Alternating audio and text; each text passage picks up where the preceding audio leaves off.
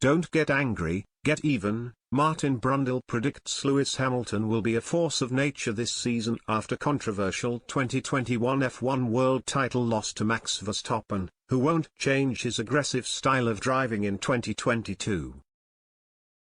Lewis Hamilton will return to Formula One like a force of nature in 2022, says Martin Brundle, who urged the seven-time world champion to not get angry, get even after the controversy in Abu Dhabi. Mercedes star Hamilton was, in the eyes of many, robbed at the death when Max Verstappen clinched his maiden F1 world title in 2021 on the final lap of the season, in a huge slice of luck and flimsy portrayal of the rule book regarding lapped cars and the safety car. Yet with talk of protests in the past, and 2021 race director Michael Massey removed from his post, Hamilton is now fully focused on targeting an record-breaking 8th championship once again, starting in Bahrain this weekend. Former driver and Sky Sports F1 expert Brundle acknowledges mistakes were made on the day in the season finale, but has no doubts that it is but a distant memory for 37-year-old Hamilton. "It's don't get angry, get even," says Brundle, on a Zoom link from Sky Sports HQ in Nostally.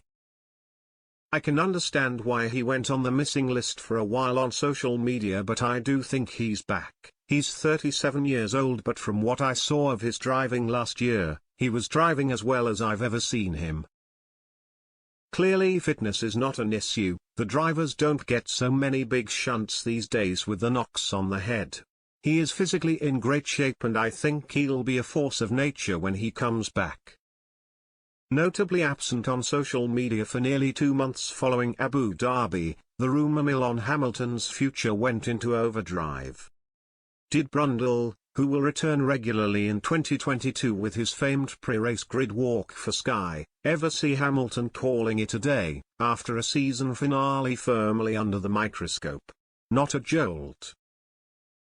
"I didn't buy into that at all. What else is he going to do? Why would he walk away from Mercedes? It's what he loves doing, it's what he's best at, he's a massive contender for greatest of all time." Lewis was just regrouping.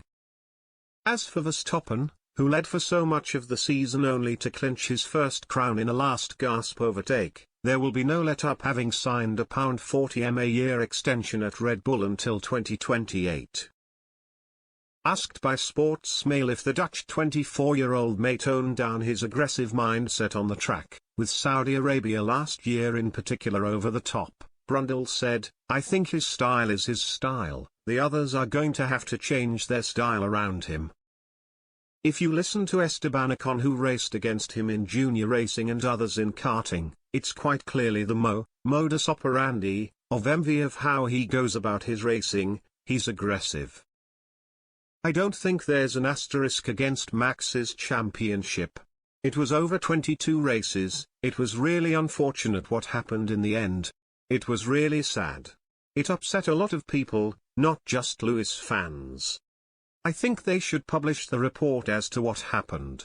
Mistakes were made on the day, but I don't see malice.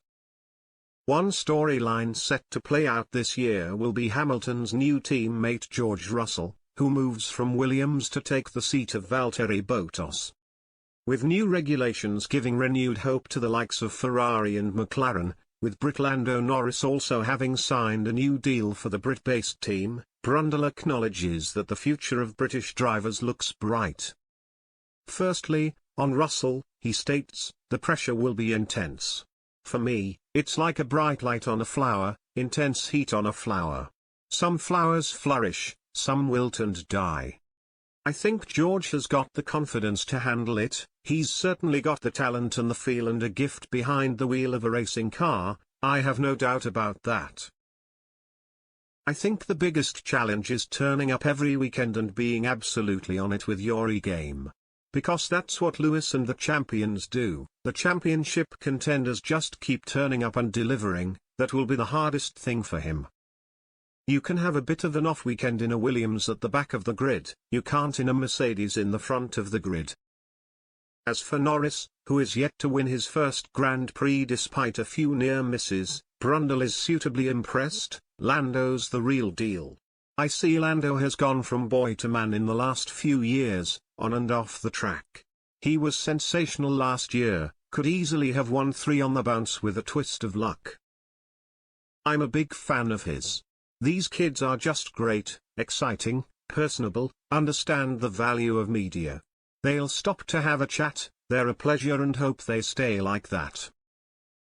Following the final round of testing in Bahrain, the Gulf state hosts the season-opening Grand Prix this weekend, the first of a record-breaking 23 races.